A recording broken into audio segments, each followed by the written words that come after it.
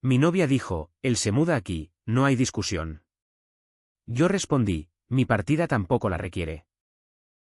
Luego, cargué toda mi vida en un camión, eliminé mi nombre del contrato de arrendamiento y me hice a un lado para que su ex, la administradora del edificio y la realidad pudieran enseñarle lo que el innegociable significa de verdad. Soy Daniel, 30 años. Trabajo como coordinador de logística para una empresa de distribución regional en la Ciudad de México. Es un trabajo estable y predecible. Me gusta la estructura. Pago mis cuentas a tiempo, llevo un registro de mis gastos y no me gusta que el caos se filtre en mi espacio vital. Mi novia, Sofía, de 27 años, trabaja en marketing de eventos. Llevamos juntos un poco más de 2 años y hemos vivido juntos los últimos 14 meses en un departamento en la Colonia Condesa. Nuestros 2 nombres están en el contrato de arrendamiento. La renta no es barata, pero lo dividimos todo al 50%. Al menos, ese era el acuerdo. Sofía tiene una personalidad fuerte. Esa es la versión educada. Es segura de sí misma, ruidosa y muy acostumbrada a salirse con la suya. Al principio, pensé que era solo ambición. Con el tiempo, me di cuenta de que se trataba más de control. Su ex, Mateo, siempre ha estado rondando en el fondo. Salieron durante 3 años antes que yo. Según ella, él era emocionalmente inmaduro y no podía con ella. Pero su nombre surgía a menudo, mayormente enmarcados como una prueba de lo mucho que ella había madurado desde entonces. Hace aproximadamente un mes, empezó a mencionar que Mateo estaba pasando por un mal momento. Aparentemente, él y su compañero de departamento habían tenido una pelea. Luego, la historia cambió a que su compañero lo había corrido. Después, se convirtió en que estaba quedándose temporalmente en el sofá de un amigo. No le di mucha importancia. No era mi problema. El martes pasado por la noche, llegué a casa del trabajo y ella estaba sentada en la barra de la cocina con la laptop abierta y con esa expresión que pone cuando ya ha decidido algo. Tenemos que hablar, dijo. Pensé que tal vez era un cambio de trabajo o dinero, algo normal. En cambio, suelta, Mateo se muda aquí. No hay discusión. Es temporal, así que no empieces. De hecho, me reí al principio porque pensé que estaba bromeando. No lo estaba. Dijo que él ocuparía la recámara de invitados, que solo sería por un par de semanas y que yo debería ser lo suficientemente maduro como para entender que ayudar a alguien en crisis es lo que hace la gente decente. Le pregunté cuándo se había decidido esto. Dijo que ese mismo día. Le pregunté por qué no se me había consultado. Puso los ojos en blanco y dijo, porque lo convertirías en un drama. Ahí fue cuando me di cuenta de que esto no era una conversación, era una declaración. Y yo no vivo en lugares donde no tengo ni voz ni voto. Le dije con calma, si él se muda aquí y no hay discusión, entonces mi partida tampoco la requiere. Ella sonrió con suficiencia, como si yo estuviera blufeando. No lo estaba. No tiré nada. No la insulté. Ni siquiera levanté la voz. Solo hice una pregunta más. ¿Cuándo se muda? Se encogió de hombros y dijo que el viernes. Era martes. Ya le había dicho que sí. Aparentemente, también le había dicho que yo lo entendería porque soy razonable. Esa palabra otra vez, razonable. Traducción, sumiso. Le pregunté si al menos le había dicho que el contrato tenía nuestros 2 nombres. Ella le restó importancia. No pasa nada. La administradora me adora. No compliques las cosas. Ese fue el momento en que me di cuenta de que no se trataba de ayudar a alguien. Se trataba de control. Ella había decidido algo sobre nuestro espacio vital compartido y me había informado después del hecho. Así que dije, de acuerdo. Ella parpadeó. Dije, si él se muda el viernes, yo me habré ido para el jueves por la noche. Ella puso los ojos en blanco y se rió. Estás siendo dramático. No, dije, estoy siendo coherente. Dijiste que no hay discusión. Estoy de acuerdo. No creyó que lo dijera en serio. Volvió a su laptop como si el asunto estuviera zanjado. A la mañana siguiente, llamé a la oficina de administración del edificio. Pregunté cuál era el proceso para eliminarme de un contrato de arrendamiento conjunto. Resulta que requería que ambas partes firmaran una carta de terminación parcial, y que el inquilino restante cumpliera los requisitos por sí solo o con un nuevo cofirmante o un fiador. Interesante. Aún no le dije eso a Sofía. En su lugar, alquilé un pequeño camión de mudanzas para el jueves por la tarde, no reembolsable. También llamé a un colega mío que tiene una habitación de sobra. Le pregunté si podía quedarme unas semanas. Dijo que sí sin dudarlo. Para el miércoles por la noche, ya había empacado la mayoría de mis cosas de la recámara de invitados. Es curioso lo rápido que esa habitación dejó de parecer neutral. Ella vio las cajas y me preguntó qué estaba haciendo. Le dije exactamente lo que había dicho que haría. Ella se burló. ¿De verdad te vas por esto? No, me voy porque me dijiste que no tengo ni voz ni voto sobre dónde vivo. Intentó darle la vuelta. Así que me estás castigando por ayudar a alguien. Le dije que si quería ayudar a su ex, era su elección, pero que yo no iba a compartir departamento con él. Ella espetó que era un inseguro. Quizás, pero no voy a ser un inseguro y, al mismo tiempo, quedarme sin un lugar propio. Para el jueves por la tarde, estaba más molesta que triste. Todavía creía que me calmaría. Entonces, a las 6 de la tarde, el camión se estacionó afuera. Y fue entonces cuando se dio cuenta de que no estaba negociando. La llegada del camión cambió el tono de inmediato. Sofía estaba de pie junto a la ventana cuando lo vio. Su expresión pasó de irritada a confundida. ¿De verdad alquilaste un camión? Sí. ¿Para qué? Para mudar mi vida. Me siguió escaleras abajo, todavía actuando como si todo fuera una especie de puesta en escena. El conductor me entregó las llaves, firmé y empecé a cargar cajas. En ese momento, cambió de táctica. Daniel, para. Esto es una locura. Solo se va a quedar en la recámara de invitados. No respondí de inmediato. En su lugar, bajé la silla de mi escritorio por las escaleras. Fue entonces cuando finalmente dijo lo que realmente quería decir. Me estás avergonzando. Eso fue interesante. No me estás haciendo daño. No quiero que te vayas. Avergonzando.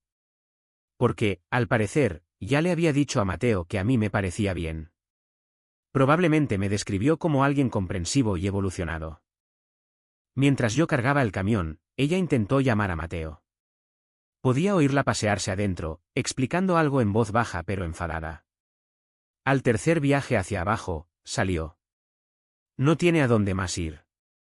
Estás haciendo esto más difícil de lo necesario. Le dije con calma que no le estaba impidiendo ayudarlo. Simplemente me estaba retirando de una situación que no había aceptado. Se cruzó de brazos y dijo, estás exagerando.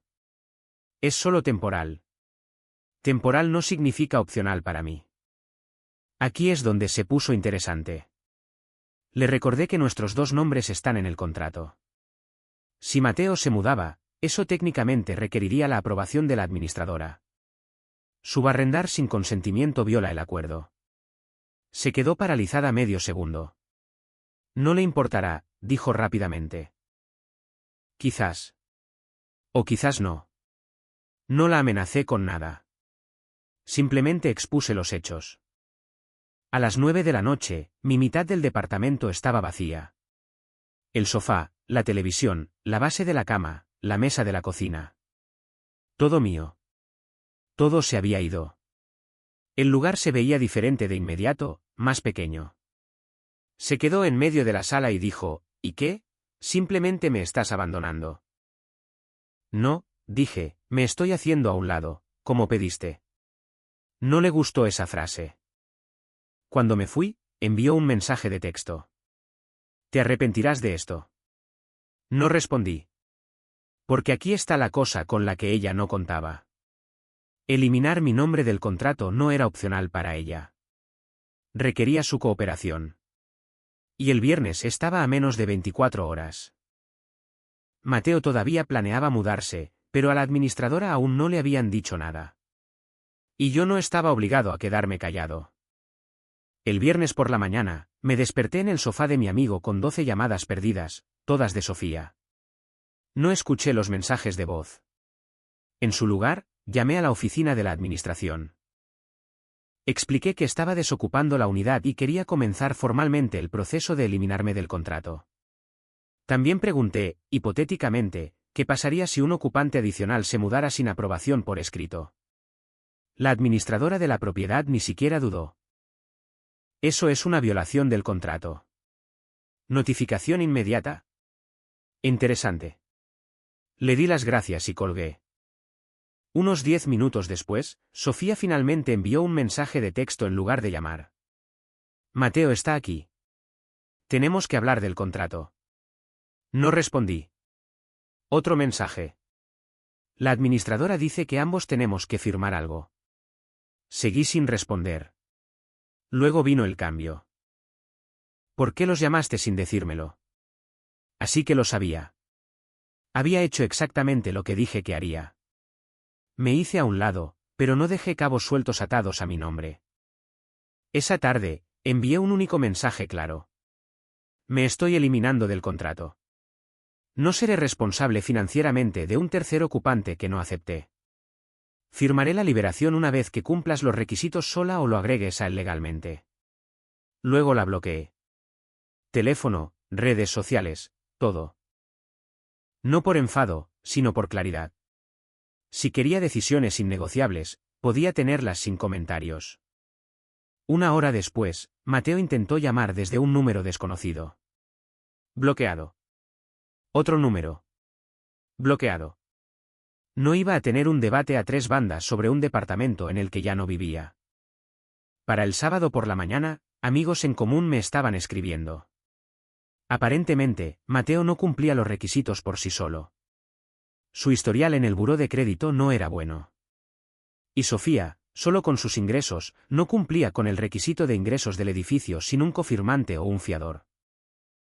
Lo que significaba que la administradora les había dado 2 opciones: presentar la documentación actualizada correctamente o enfrentarse a la terminación del contrato.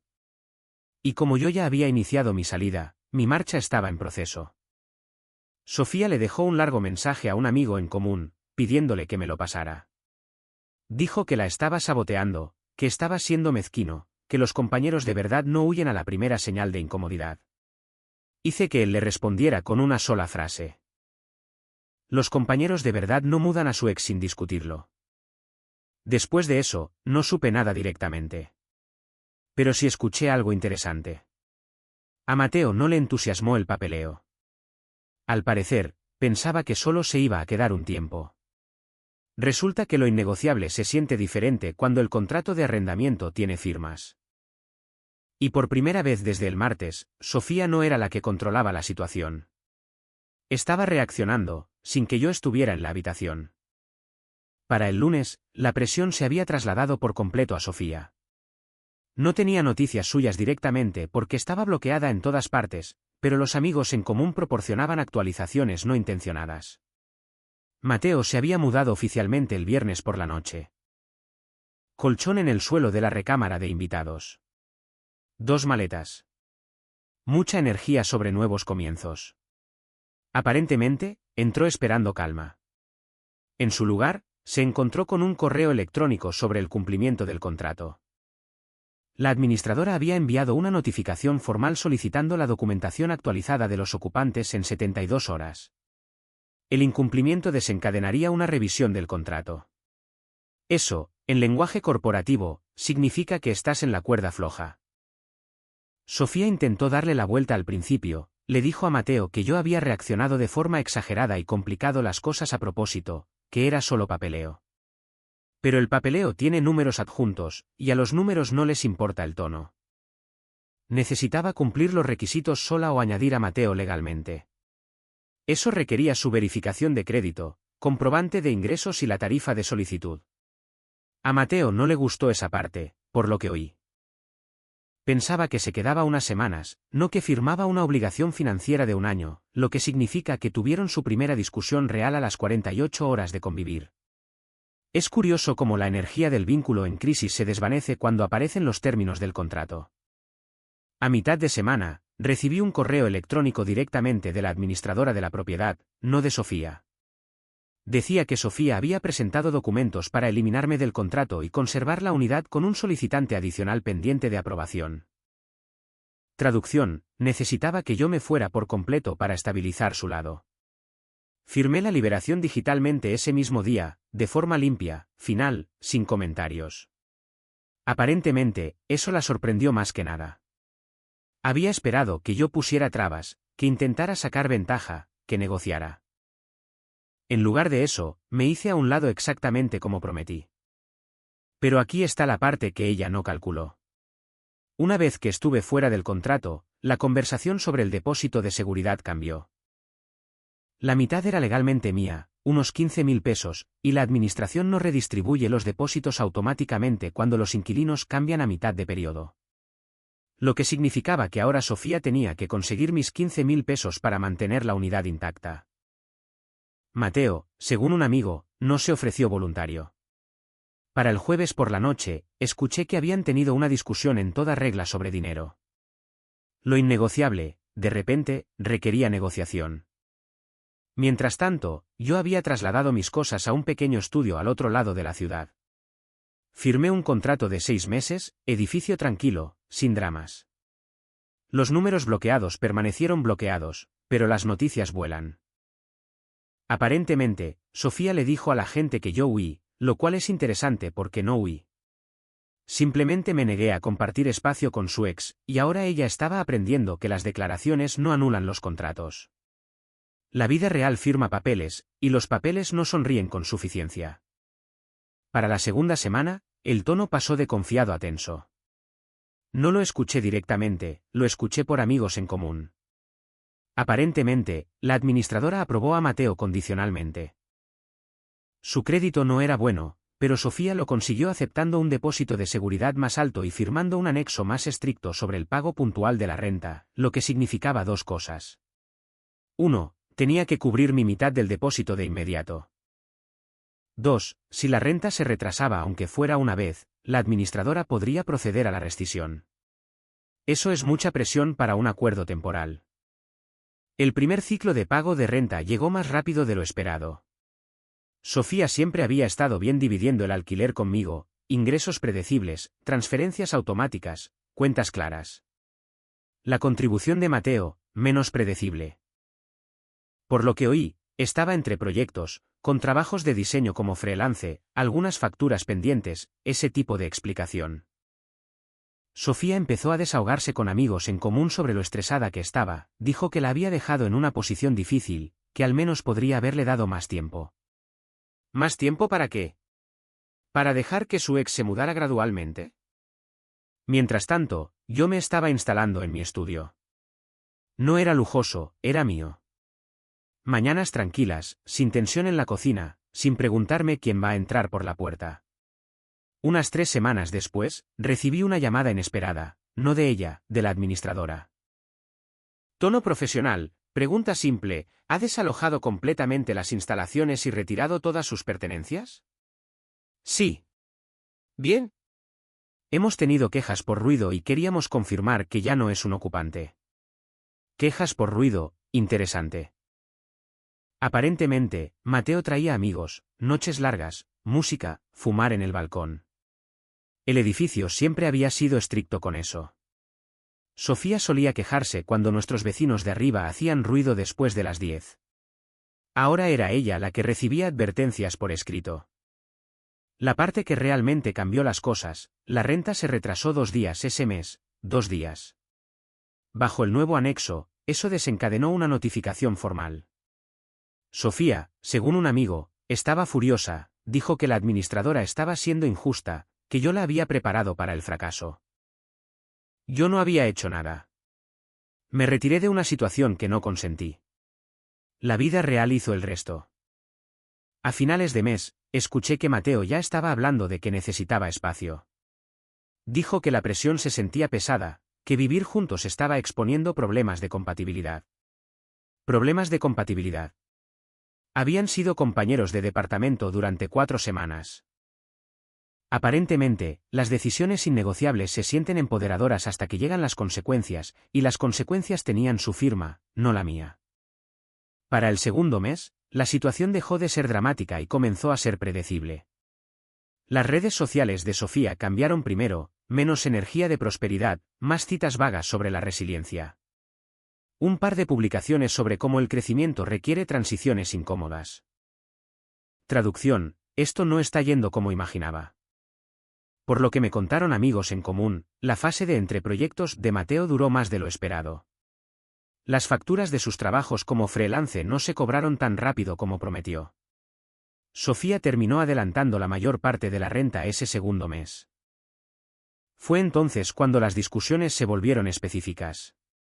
El dinero saca a la luz las dinámicas rápidamente. Ella lo había presentado como alguien a quien estaba rescatando. Esa narrativa funciona cuando es a corto plazo y romántica. Se siente empoderador. Se siente menos empoderador cuando hay que pagar los servicios. Aparentemente, empezó a presionarlo para que contribuyera con más estructura, conversaciones sobre presupuesto, sobre trabajo, sobre plazos. A él no le gustó eso. Había llegado pensando en un refugio temporal, no en una responsabilidad financiera conjunta bajo un contrato de arrendamiento más estricto. Y entonces la administradora hizo algo sutil pero efectivo. Después de la segunda notificación de renta atrasada, exigieron la inscripción en el pago automático bajo la cuenta de Sofía. No más transferencias manuales. No más te lo envío mañana. Solo un débito directo. Mateo, por lo que escuché, se lo tomó como algo personal, dijo que sentía que lo trataban como una carga, lo cual, técnicamente, era. Las quejas por ruido tampoco cesaron. Una carta de advertencia fue pegada en su puerta un viernes por la tarde. La política del edificio es estricta. 3 violaciones pueden desencadenar la rescisión del contrato. Es curioso cómo un no hay discusión suena poderoso hasta que eres tú quien recibe notificaciones oficiales pegadas en tu puerta. Mientras tanto, yo estaba estable. El contrato de mi estudio era tranquilo, renta pagada antes de tiempo, sin dramas, sin mudanzas de emergencia, sin cocinas compartidas con historias sin resolver. Una noche, unas 9 semanas después de irme, me encontré con Sofía en la colonia Roma. Pura coincidencia. Parecía cansada, no desaliñada, solo agotada. Intentó tomarlo a la ligera. ¿Y bien, eres feliz ahora? Esa pregunta me lo dijo todo. ¿No estás bien? No, te extraño. ¿Eres feliz ahora? Como si esto hubiera sido una especie de venganza estratégica. Le dije con calma que no estaba tratando de ganar nada. Simplemente me negué a vivir en una situación que no acepté. Ella dijo, Mateo y yo estamos trabajando en nuestras cosas. Una forma de hablar interesante, trabajando en, como si esto todavía fuera un proyecto. No pedí detalles. No los necesitaba, porque la lección no era sobre Mateo. Era sobre lo que sucede cuando alguien dice que no hay discusión en un espacio compartido. La vida real responde con sus propias condiciones innegociables, y estas vienen con fechas de vencimiento, no con opiniones. Unos 3 meses después de mudarme, la situación finalmente se decantó, no de forma dramática, ni explosiva, sino predecible. Llegó el tercer ciclo de pago de renta bajo el anexo más estricto, y esta vez no fueron solo 2 días de retraso, fueron 5. Según su acuerdo, 5 días desencadenaban una revisión formal por violación del contrato. Por lo que oí, la administradora programó una reunión, no una charla amistosa, una reunión de cumplimiento. Aparentemente, Sofía fue sola porque Mateo tenía una llamada con un cliente. Ese detalle me lo dijo todo. La administradora expuso los números, 2 pagos atrasados anteriores, quejas por ruido continuas, múltiples advertencias documentadas. Le dieron 2 opciones, poner la cuenta al día de inmediato y comprometerse a 0 violaciones más, o iniciar la rescisión voluntaria para evitar un proceso de desalojo formal. Rescisión voluntaria suena cortés. No lo es. Significa que te vas antes de que te obliguen a irte. Mateo, según un amigo que todavía hablaba con ambos, no manejó esto bien. La culpó a ella por reaccionar de forma exagerada al agregarlo legalmente en lugar de dejarlo quedarse tranquilamente. Ella lo culpó a él por no dar un paso al frente financieramente. Ambos tenían, técnicamente, razón, técnicamente, estaban equivocados. Eso es lo que pasa cuando dos personas se unen por rebeldía en lugar de por responsabilidad. Al final de esa semana, oí que habían terminado. Otra vez. Aparentemente, él dijo que la situación de convivencia se sentía sofocante, que ella se estaba volviendo controladora, que no se había apuntado para tanta presión. Según los informes, ella le dijo que debería estar agradecido de que lo ayudara cuando nadie más lo haría. La gratitud no paga la renta. La pieza final llegó silenciosamente. Un amigo en común mencionó que Sofía se estaba mudando. Rescisión voluntaria firmada. Depósito parcialmente perdido debido a las violaciones. Mateo volvió a dormir en sofás de amigos. El departamento que ella declaró innegociable, desaparecido. No lo celebré. No me sentí reivindicado. Me sentí reafirmado. Cuando alguien toma decisiones unilaterales en una vida compartida, asume que el control equivale a estabilidad. No es así. El control sin acuerdo solo acelera las consecuencias, y a las consecuencias no les importa quién empezó la discusión. Simplemente recogen firmas, y las suyas estaban en todo. Aproximadamente un mes después, conocí a alguien, no de forma intencionada, no como una misión de rebote, simplemente en la vida normal. Se llama Valentina, 28 años. Trabaja en administración en el sector salud. Nos conocimos porque se mudó a la unidad de enfrente de mi estudio. El edificio es tranquilo, en su mayoría profesionistas que se ocupan de sus asuntos. La primera conversación fue sobre un paquete mal entregado. La segunda, sobre un café. Lo que destacó de inmediato no fue la química, fue el tono. Cuando hablábamos, nada se sentía como un juego de poder, ni confianza performativa, ni poner a prueba los límites para ver qué tolero, solo una conversación normal entre adultos. Unas 3 semanas después de empezar a vernos de manera casual, me hizo una pregunta simple: ¿qué pasó en tu última relación? No lo dramaticé. Solo dije que mi ex tomó una decisión importante sobre la convivencia sin discutirla, así que me retiré. Valentina hizo una pausa y dijo: tiene sentido. Sin poner los ojos en blanco, sin implicar que yo era un inseguro, sin tratar de analizarme para convertirme en el villano. Esa reacción por sí sola se sintió extraña. Una noche estábamos cocinando en su casa y su ex surgió naturalmente en la conversación. Mencionó que él la había contactado recientemente para tomar un café. ¿Sabes lo que dijo ella? Le dije que no. No me pareció respetuoso con mi situación actual. Simplemente, de forma natural. Sin discursos sobre ser lo suficientemente evolucionada para manejar emociones complejas. Sin presentarlo como una noble madurez. Solo límites. No me di cuenta de lo tenso que había estado por el tema del espacio compartido hasta que dejé de estarlo. Una tarde me preguntó si alguna vez consideraría mudarme a un lugar más grande una vez que terminara mi contrato de 6 meses. Fíjate en la forma de decirlo. Preguntó, no declaró. Y cuando dije que tal vez, pero que lo hablaríamos adecuadamente si llegaba el momento, ella asintió y dijo, por supuesto. Sin sonrisas de suficiencia. Sin nada innegociable. Mientras tanto, escuché a través de círculos comunes que Sofía se estaba quedando temporalmente con una amiga. Mateo estaba fuera de escena otra vez. El departamento estaba de nuevo en el mercado. Lo innegociable se había convertido en no renovable. No la odio. No me arrepiento de haberme ido. En todo caso, me arrepiento de casi haberme quedado para demostrar algo. Porque aquí está la verdad silenciosa.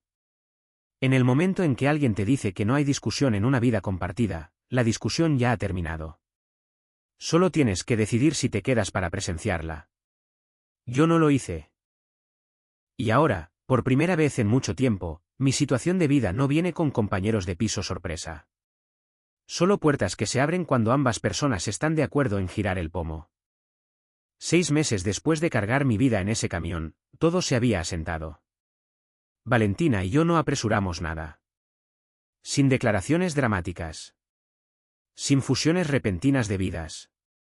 Solo fines de semana consistentes, compras compartidas, conversaciones tranquilas sobre el trabajo y planes futuros. Cuando llegó el momento de renovar el contrato de mi estudio, ella volvió a preguntar, ¿qué estás pensando? Eso es todo. Sin suposiciones. Sin presión.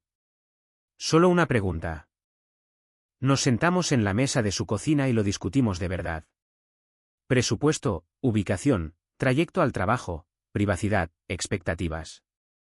Nos llevó 45 minutos. Nadie puso los ojos en blanco. Nadie declaró nada innegociable.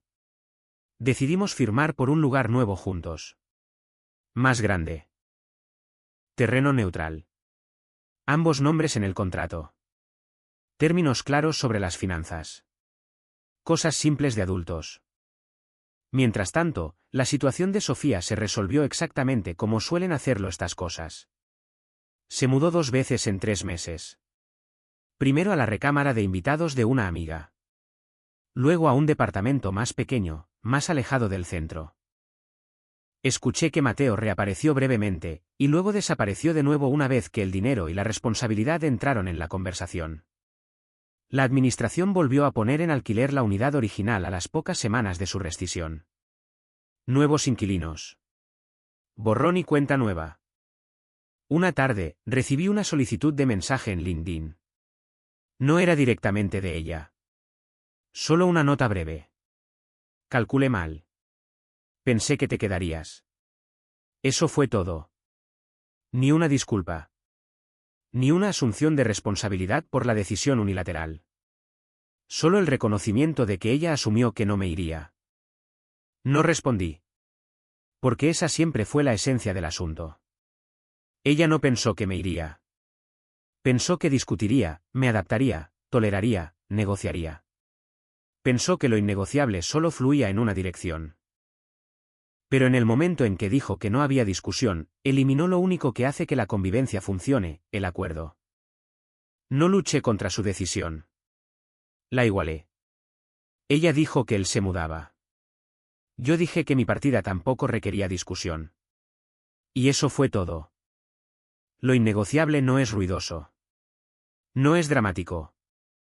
Es silencioso. Es papeleo firmado sin dudar. Son llaves devueltas sin un discurso. Es un camión cargado mientras alguien observa desde la ventana, pensando que estás blufeando. No estaba blufeando. ¿Y la parte divertida? Lo único que realmente no fue negociable al final fue la realidad. La renta vence. El contrato se hace cumplir. La gente o cumple los requisitos, o no, y cuando alguien te dice que no hay discusión, a veces, la única respuesta es salir de la habitación por completo. Resulta que esa es una decisión que la vida real respeta.